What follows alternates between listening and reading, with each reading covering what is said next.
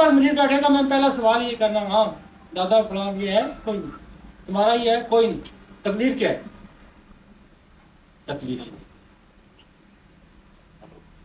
फिर मैं वो जो लंबी कहानी वाली मेरी दवाइयां, मैं उसकी लिस्ट डिस्कार्ड कर दूंगा, कार्सिनोसन हटा दूंगा, ब्लां हटा दूंगा, ये हटा दूंगा, फिर फास्फोरस पे आ दूंगा, डायरेक्ट उसकी उस पर आ जाऊंगा।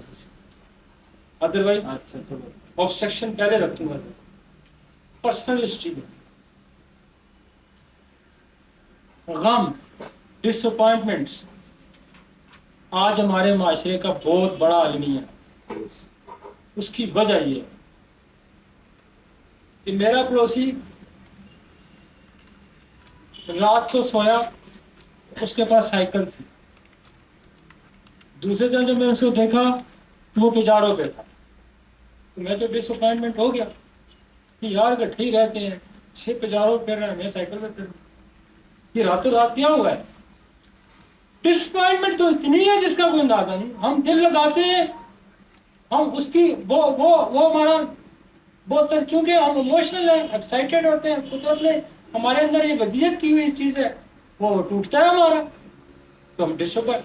गरीब बेताशा है, इवन यंगस्टर में आपको ज्यादा मिलेगा, मैच्योर बंदे में फिर कम हो जाता है, वो मार खा पक्का हो जाता है।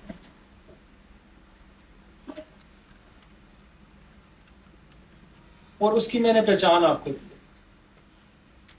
ग्रीफ की मैंने आपको पहचान दी। यू मैं गिनता हूं, ग्रीफ वाले सारे में खड़े कर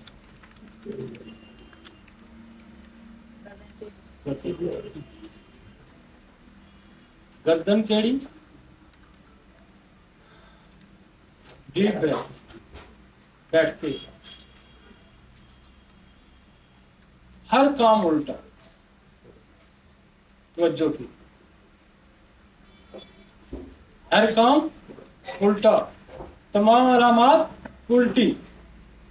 तो इसका मतलब ये है कि ग्रीफ, और एकदम पहचाना जाता है भाई क्यों इतनी परेशानी लाक है तुम्हें कि मैं इसको कैसे डायग्नोज करूं, क्या मुश्किल पड़ी है अगर आपको ये समझ नहीं आई कि मैंने ग्रीफ को कैसे डायग्नोज करूं। ग्रीफ, मैंने कैंसर के मरीज ग्रीफ से ठीक किए जी, एग्नेशिया और नेट्रम और एसिड फास्ट से। कोई दे सकता है कैंसर मरीज को एग्नेशिया और नेट्रम और एसिड फास्ट? क्यों कर देगा। आज भी एक केस मैंने खोला, मैं जहां से मैंने स्टोरी की, एकदम नीचे से नेट्रम में निकला कैंसर का एक केस। क्या था उस औरत को, खामन की डेथ, 4 साल पहले। Personal history.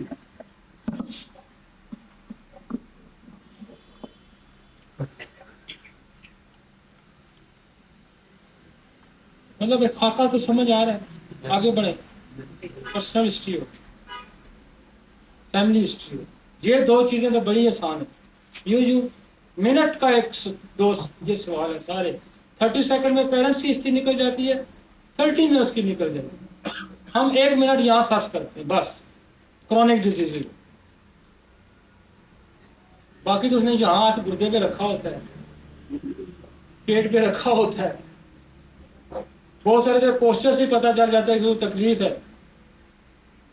अगर एसाइटिस क्या नाम है, हेपेटाइटिस सी का है तो कलर चेंज होगा, एसाइटिस सामने नजर आई होती है, रीनल फेलियर का फेस पफी होता है, आंखों पे सोजन होगी, वो तो नहीं पता चला।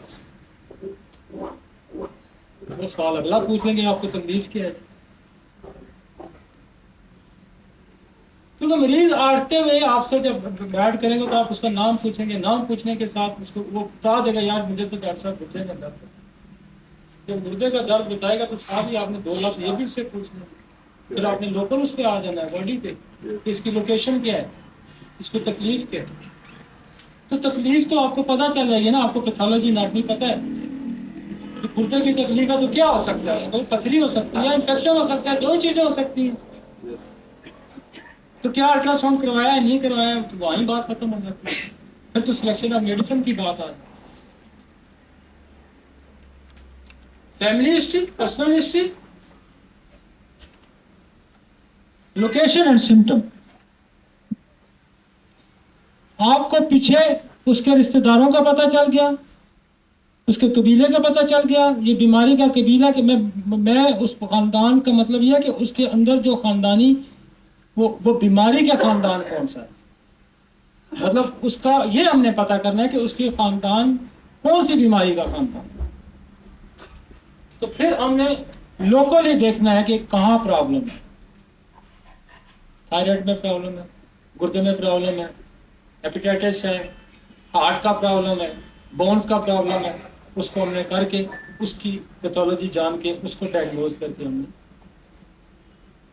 तो case taking, family history, personal history, location, sign and symptom, उस पर हम चलेंगे। नेक्स्ट, अब आपने पता कर लिया, कहानी यहाँ नहीं खत्म होगी। अब आपकी मेडिसिन की सिलेक्शन किस मेथड के तहत आप चाहते हैं? नहीं, वो सारा ऑक्यूपेशन, वो सारा आपने उसकी फैमिली पर्सनल हिस्ट्री में पूछेंगे ना कि आप करते क्या, तो सवाल आपने करना है कि आप क्या करते हैं, उसकी डिजीजेज से सवाल तो आपने करना है। प्रोफेशन तो मोस्ट इंपॉर्टेंट थिंग कि आप उससे ये पूछें कि आपका प्रोफेशन क्या है, हो सकता है उसी से कोई रिलेटेड प्रॉब्लम निकल आए।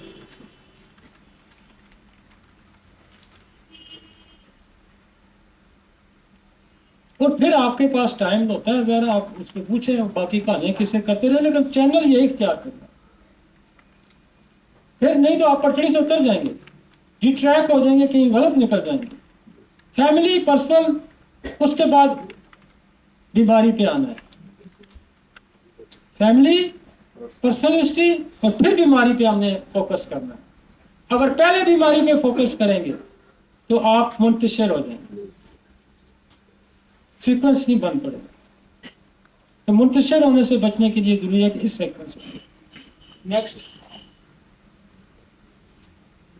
अब वो कहता है कि मेथड ऑफ ट्रीटमेंट क्या होना चाहिए।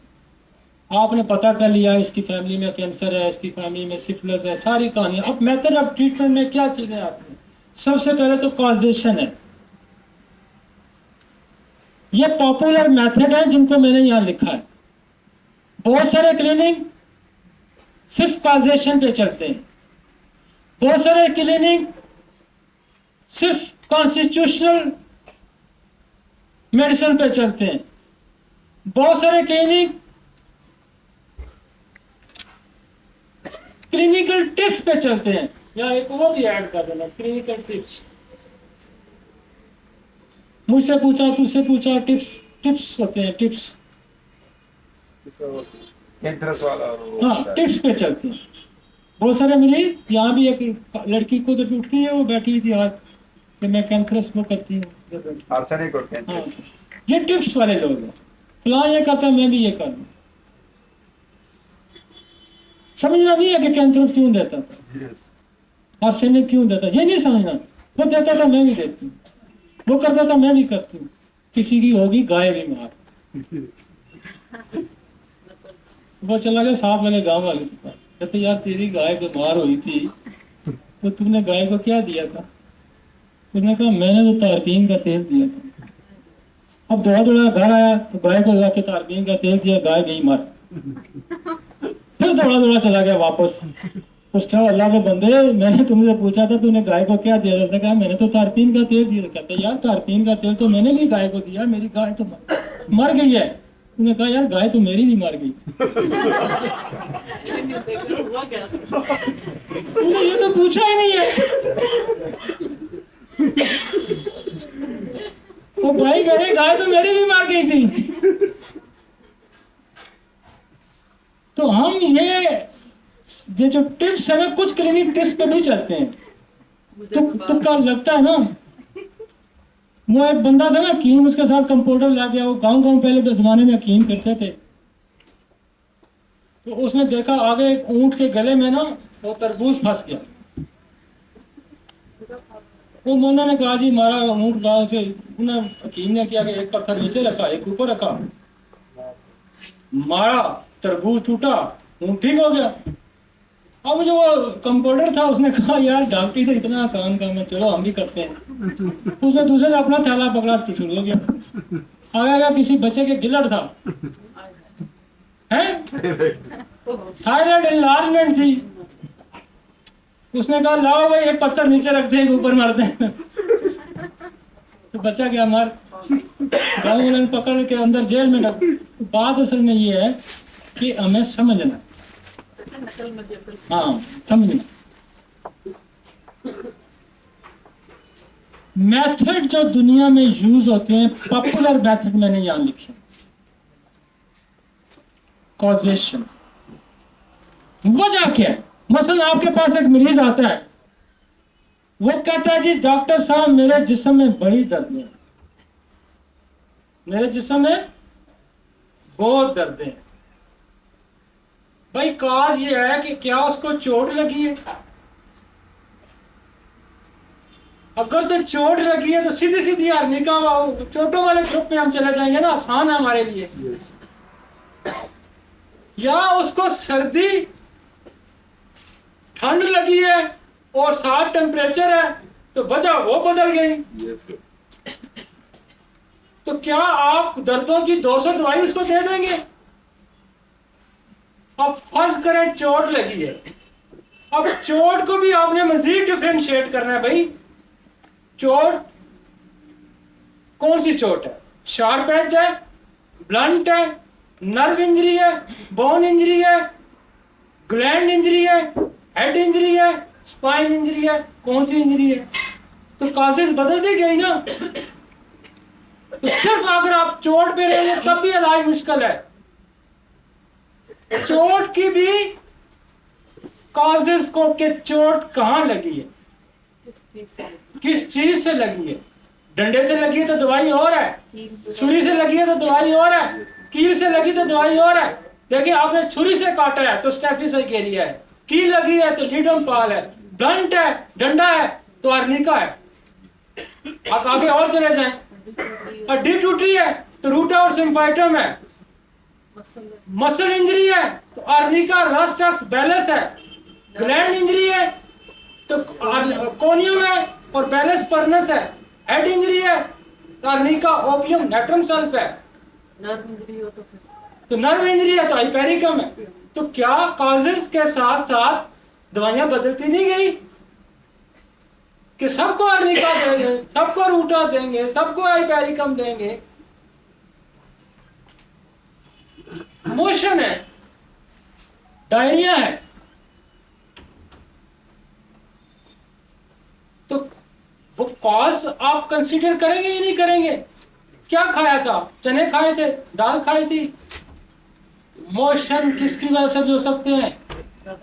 ऑफ की वजह से भी हो सकते हैं,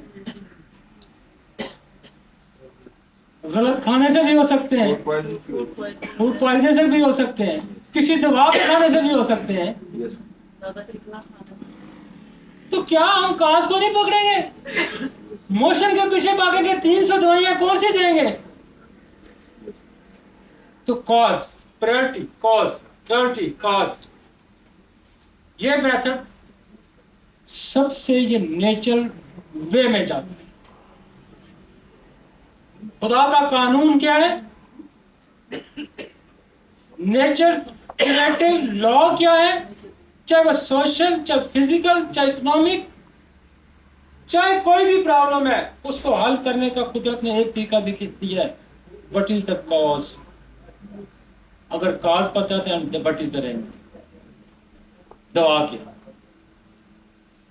तो ये मेथड कॉजेशन पे जाना है। हम कहते हैं कि जी हमने तो बड़ी बड़ी जबरदस्त दवाई सेलेक्ट की, बंदा मरीज ठीक नहीं हुआ। तो मरीज कहाँ ठीक हुआ? ना तो आपने उसकी फैमिली हिस्ट्री सही ली, ना ने उसने अपनी पर्सनल हिस्ट्री ली। क्या आप इन मेथड पे रहे या टिप्स पे चले?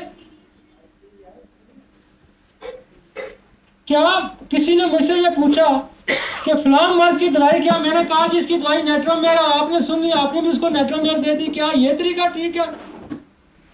नो, कतई नहीं, ये तरीका method. Causation. For example pain, हमने कहा पेन है, और भाई पेन है, सर दर्द है, एक जनरल पेन पे आ जाते हैं, सर दर्द है। सर दर्द किस वजह से हो सकता है? आई साइड कमजोर है, सर दर्द हो सकता है या नहीं हो सकता? ब्लड प्रेशर है तो सर दर्द हो सकता है या नहीं हो सकता? कॉन्स्टिपेशन है, सर दर्द हो सकता है या नहीं हो सकता? नजला है तो सर दर्द हो सकता है या नहीं हो सकता? ब्रेन के अंदर ट्यूमर है, सर दर्द हो सकता है या नहीं हो सकता? नींद आपकी पूरी नहीं है, सर दर्द हो सकता है या नहीं हो सकता? टेंशन, गम, परेशानी है, सर दर्द हो सकता है या नहीं हो सकता? क्या आप उसको सिर्फ डिस्पिन से ठीक करेंगे? क्या करेंगे? सप्रेस करेंगे? आप उसको दबाएंगे? आई साइड वाले के लिए आई साइड ठीक करें, नजले वाले का नजला ठीक करें, कब्ज वाले की कब्ज ठीक करें, ट्यूमर वाले का ट्यूमर ठीक करें, स्ट्रेस का स्ट्रेस खत्म करें, तो तब सर दर्द शुरू हो। कॉज, कॉज पे या सिम्टम पे? सिम्टम तो सर दर्द है ना। तो जो मैं बात कर रहा हूं वो दुरुस्त है, ये सिम्टोमेटोलॉजी दुरुस्त है। वो सिम्टम क्या है? कॉज से सिम्टम बनेगी ना। आपने ऊपर से पकड़ लिया, नीचे को छोड़ ही दिया, कहां से चला, कहानी कहां से चली भाई?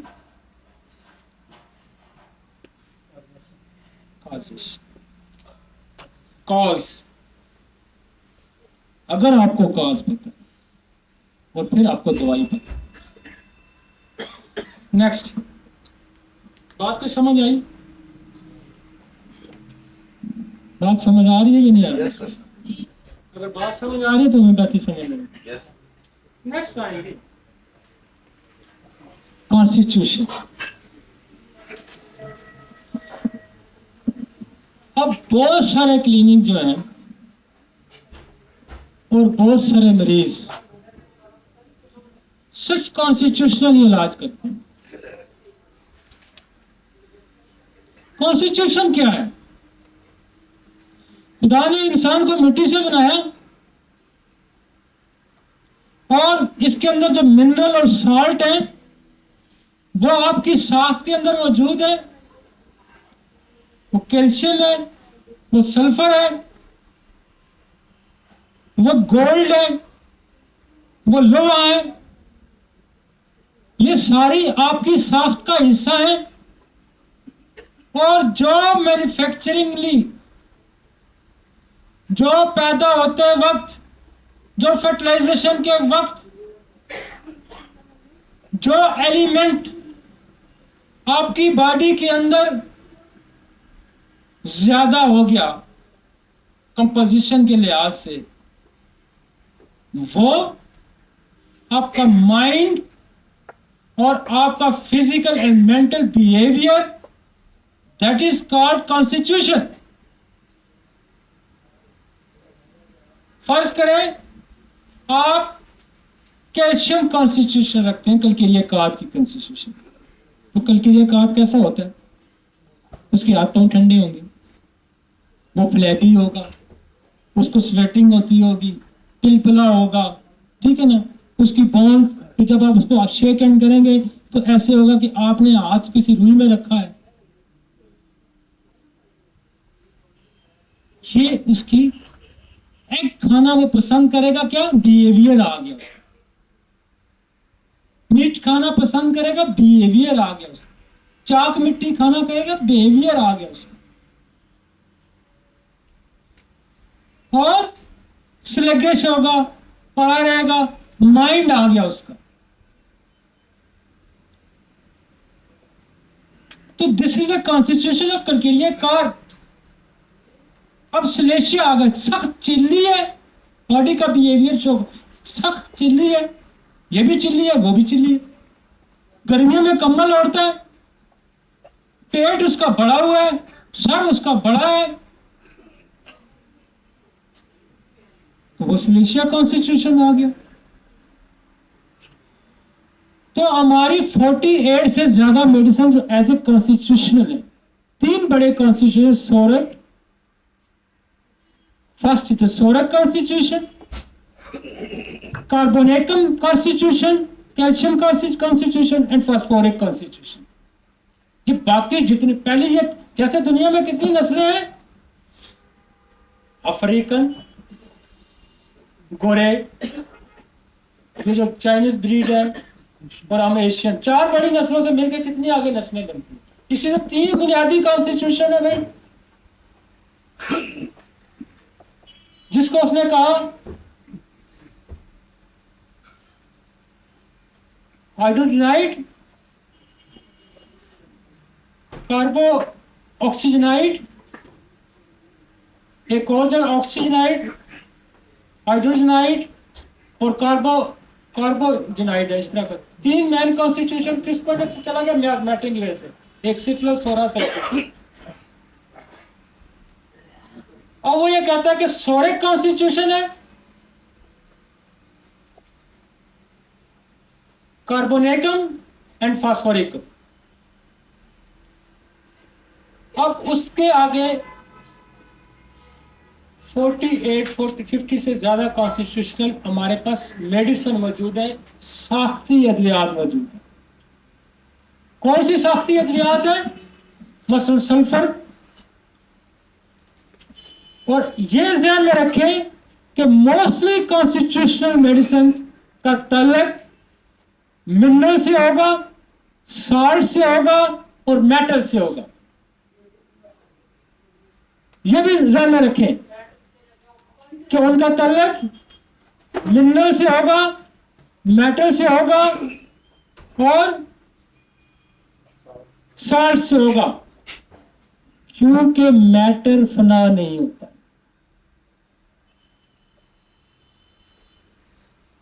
बहुत कम कॉन्स्टिट्यूशन ऐसी मिलेंगी जैसे लाइकोपोडियम जो प्लांट से आती है। ये अपना लेबल कर लेती हैं, ये अपनी दाग बैठा लेती हैं, जो प्लांट्स की तरफ से या मियाज़म की वो शामिल होकर कॉन्स्टिट्यूशन की शक्लें और मजीद बना देंगी। मसलन सोरिक कॉन्स्टिट्यूशन तो बुनियादी है और कैल्शियम कॉन्स्टिट्यूशन बुनियादी है और फास्फोरिक कॉन्स्टिट्यूशन बुनियादी है। अब उसके अंदर आ जाएगा, जब मियाज़म शामिल हो जाएगा तो हम इसको कहेंगे ये साइकोटिक कॉन्स्टिट्यूशन, हम कहेंगे इसको सिफिलिटिक कॉन्स्टिट्यूशन, ये ट्यूबरकुलोसिस कॉन्स्टिट्यूशन। और फिर किसी प्लांट का उस पर असर आ जाएगा तो हम कहेंगे ये लाइकोपोडियम की कॉन्स्टिट्यूशन, दिस इज पर्साटीला की कॉन्स्टिट्यूशन। बहुत सारे क्लिनिक इस मेथड पे चलते हैं, कॉन्स्टिट्यूशनल 30, 25, 30, 40 दवाइयां उन्होंने सही पढ़ी है, स्टडी की है, और वो कॉन्स्टिट्यूशन की शनाख्त करते हैं। मसलन नेट्रम म्योरमेल आएगा तो गर्दन उसकी पतली होगी, वैक्सी फेस होगा, नमक खाता होगा, तो उसको वो नेट्रम में 2 चीजें दे के उसको नेट्रम में ही देगा। सिलेशिया वाले का स्ट्रक्चर देखेगा तो उसको सिलेशिया ही देगा। बस हम उसको पूछ लेगा गर्मियों में गर्मियों में सर्दी लगती है, पेट बड़ा हुआ है, सर बड़ा है, चिल्ली है, उसको चाहे दुनिया की कोई बीमारी है उसको उसने सिलेशिया ही देनी। मसलन मेरे पास एक बच्चा आया, उसको यहाँ मैंने एक पेज पहले भी कोड किया, यहाँ उसको पेटेड इसमें सिलेवरी ग्लैंड में उसके स्टोन था, यहाँ उसके स्टोन है यहाँ। हाँ, ये सिलेवरी ग्लैंड में स्टोन बढ़ते हैं, स्टोन तो आपके लबलबे में ही बन जाते हैं, तो यहाँ उसके स्टोन था सिलेवरी ग्लैंड में। सर्जन ने ये कहा कि बच्चा है इस वक्त 12-13 साल का, इसकी सर्जरी कराई तो मैं ये नहीं कह सकता, रूल आउट कर सकता कि इसका फेस जो है वो पैरालाइज कर जाए, या इसको चूंकि ट्राइजेमिनल नर्व यहाँ से गुजर रही है वो डैमेज आ जाए तो इसको न्यूरोलॉजिया हो जाए। वो मेरे पास आए तो मैंने उसको कॉन्स्टिट्यूशनली देखा, और वो जब मैंने कॉन्स्टिट्यूशनली देखा वो सिलेशिया लगा। मैंने उसके बाप से एक ही सवाल किया, मैं गर्मियों में इसको सर्दी लगती है डॉक्टर साहब, ये तो गर्मियों में कंबल ओढ़ के सोता मैंने स्लेशिया सीएम की 1 डोज उसको दी और उसको मैंने कहा कि 1 महीने के बाद मुझे इसको दिखाओ। महीने बाद आया तो ये गैप। सर्जन को वो दिखा के मेरे पास आया, कहते सर्जन ने कहा कहाँ से, अमेरिका से सर्जरी करवाई है, इतनी माइक्रो कि ये पता ही नहीं चलता ये स्टोन कैसे निकला है। उसने कहा जी मैंने सर्जरी कराई है, एक डॉक्टर है मेरी, 1 डोज उसने दी है और महीने बाद मुझे बुलाया उसने। तो दिस इज अ कॉन्स्टिट्यूशनल, ये मेथड पक्के हैं, फायदे होते हैं, लेकिन होम्योपैथी सिर्फ कॉन्स्टिट्यूशन पे आके खत्म नहीं हो जाती, होम्योपैथी सिर्फ फाउंडेशन पे आके खत्म नहीं हो जाती। मल्टी कॉन्स्टिट्यूशन के बारे में हाँ, मल्टी कॉन्स्टिट्यूशनल क्यों क्यों क्यों हो जाती? 2 साख्तें भी आपको नजर आती हैं। सल्फर था, लाइकोपोडियम ने अपने कदम जमा दिए। सल्फर था, फास्फोरस ने आपके कदम जमा दिए। तो क्या बनता है, वो एक कॉन्स्टिट्यूशन थोड़ी सी चेंज हो जाती है, 2 कॉन्स्टिट्यूशन बाजार आपको नजर आती है, आपको दोनों की अलामात नजर आ जाती है।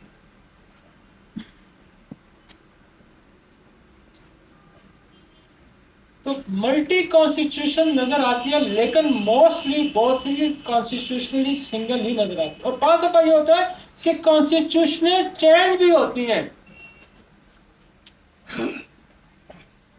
इसलिए वो कहता है कि आपने सल्फर दी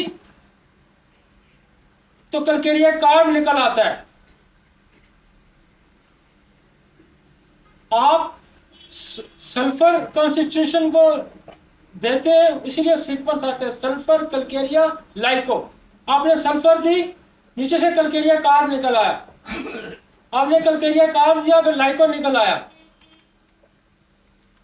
तो कॉन्स्टिट्यूशन इस तरह से दवाइयों से निखरती भी है और तब्दील भी होती है, क्योंकि बुनियादी तौर पर जब बच्चा पैदा होता है फर्टिलाइजेशन होती है, माँ के पेट में होता है, तो बाद में आके कुछ इन्वायरमेंटल एक्सीडेंटल्स, कुछ चीजें किमियाज़म साथ शामिल होकर कॉन्स्टिट्यूशन में तब्दील भी कर देते हैं, और जब हम इनके परत उतारते हैं तो एक्चुअल कॉन्स्टिट्यूशन नीचे से निकल आती है। मियाज़म और कॉन्स्टिट्यूशन दोनों में से किसको वजन देंगे? देखिए, कॉन्स्टिट्यूशन और मियाज़म को वजन हम प्रायोरिटी मियाज़म को जाके पहले देंगे। अगर आप मियाज़म को ट्रीट नहीं करते तो कॉन्स्टिट्यूशनल ट्रीट आपका सक्सेसफुल नहीं होगा।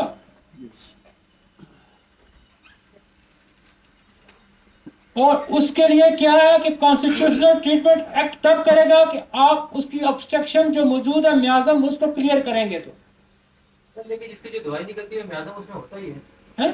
इसकी जो दवाई सेलेक्ट होती है सिंगल रेमेडी किसी की भी, उसमें मियाज़म भी वही होता है कि उसका अंदर नहीं, सिंगल रेमेडी दवाई, फर्ज करें आपने कास्टिकम चूज की, कास्टिकम क्या साइकोटिक मियाज़म भी है, causticum is sycotic miasm. Constitutional medicine miasm का खुद डिफेंड नहीं करेगी, मेरी प्रैक्टिस में बिल्कुल कतई नहीं करेगी। मैं आपको ये बताऊं कि जब तक आप जो एंटी मियाज़मेटिक जो नसोर्स है वो नहीं लगाएंगे तो क्लियर नहीं करेगी। क्या करेगी? फर्ज करें मियाज़म स्ट्रॉन्ग है, बजाय आपकी कॉन्स्टिट्यूशनली साइकोटिक मेडिसिन कास्टिकम है, बजाय आपकी कॉन्स्टिट्यूशनल मेडिसिन जो है साइकोसिस और एंटीसिफिलिटिक एसिड नाइट्रिक है, लेकिन एसिड नाइट्रिक साइकोटिक मेडिसिन होने के बावजूद सप्रेशन करेगी।